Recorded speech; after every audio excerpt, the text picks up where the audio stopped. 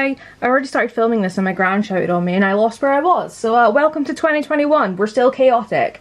Love that. So today I'm doing something a little different, as you can tell by my setup, which is a little bit chaotic as well.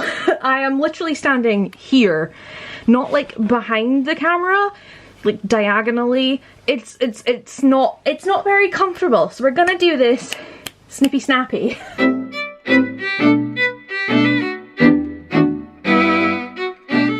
So for my first video of 2021, I thought I would show you my reading journal. I'm really out of breath. I'm gonna crack open the Iron Brew. Still the same emmanovella. So I used to bullet journal, like the typical bullet journal that had like your weekly spreads, your monthly spreads, all that good stuff.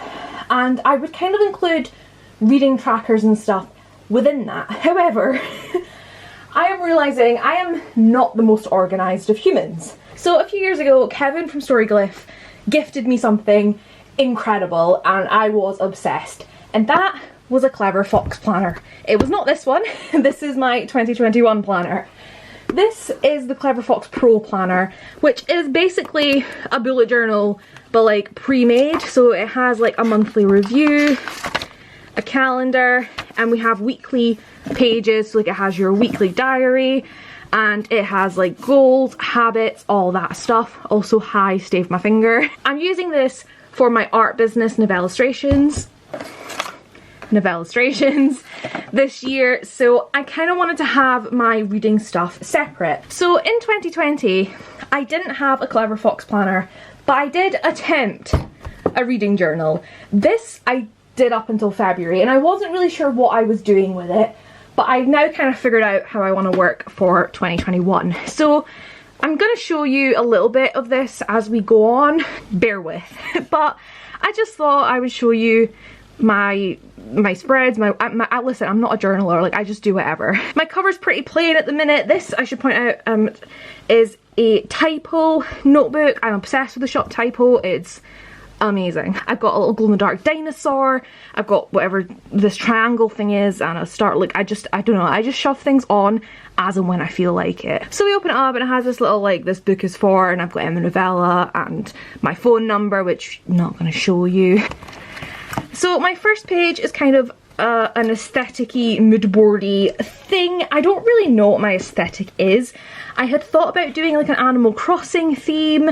I thought about like a Supernatural theme, a Doctor Who theme, and then I, for some reason, ordered floral stickers. Look, I know I make stickers, but I couldn't be asked designing and making them for my journal, so I have a bunch of sticker packs. So yeah, I just kind of have some old books, like ARCs and stuff that I don't want, so I rip those up. These two stickers I made, the rest are washi tapes and stickers that I did not make.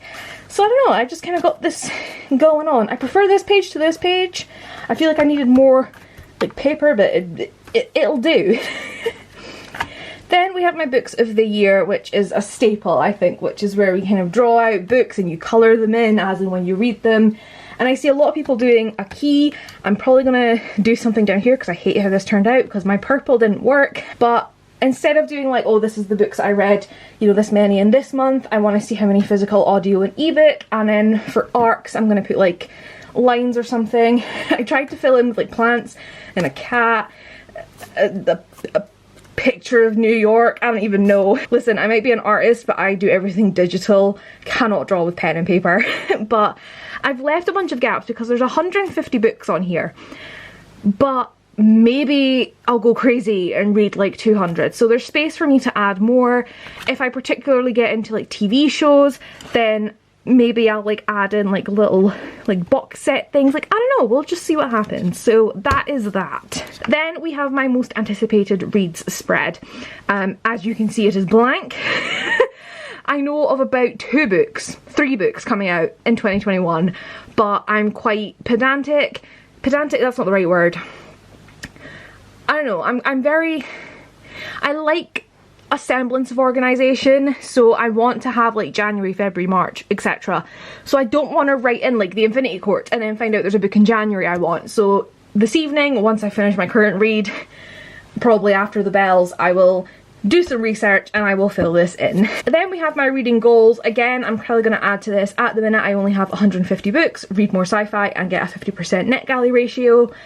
I will probably think of other things, maybe not have as big book hauls each month, or, you know, all those things. I don't know, we'll see what happens, but there's space for me to add stuff as and when I feel like it. Then we move into January. I was very proud of myself for this chapter 1 thing. This did not turn out how I wanted. Then I remembered I just bought origami paper and could have just put purple paper down there, but like, it's fine. This also looks like it says lanyary or fanyary, so I will probably do something else there. But otherwise, like, we've got this whole thing going on. Also, just a PSA that this black tissue paper is Harry Potter paper. But I don't want to bin it, so we used the we used the wrong side of it. And then January, TBR. We have a slight hitch with my TBR plans. I have an idea for a TBR game, but the main thing I need to do said game has not yet arrived. So I'm not really sure what I'm going to do regarding a TBR. Will I make one up?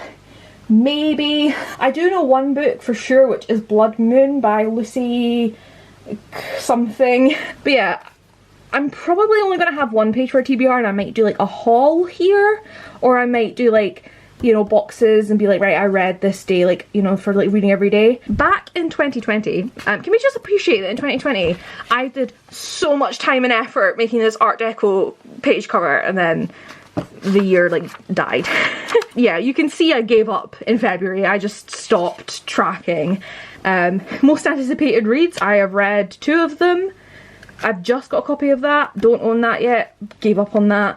I've barely read any of my 5-star predictions. This spread's not going in this year just because, I don't know, I don't think it needs to be in my journal. TBR tracker, I apparently had 864 books. I refuse to count it because I'm pretty sure it's gone up. So yeah, as you can see, previously I would do my like daily tracker, so it's like, right, I think I used to do if I read 100 pages or read for an hour, I would fill that in. I do like this page tracker thing. Now this is funny because you can literally see I was doing really well, miscounted, which is partly why I'm not doing this year, because I don't like it. But you can see here where my granddad got sick, he got his diagnosis with cancer, and then here. Funnily enough, I read a shitload when he was literally on his deathbed. Had nothing else to do. But yeah, you can see where I just gave up with the will to complete this page. I don't mind the basic daily tracking things, so these like habits on like the weekly page I don't mind because I just have to do a quick tick. But you want me to count how much I, like, no. It's bad enough doing sprints and being like, yeah, I read 20 pages without being like, okay, I read like 20 pages in this and how many of it, like, no.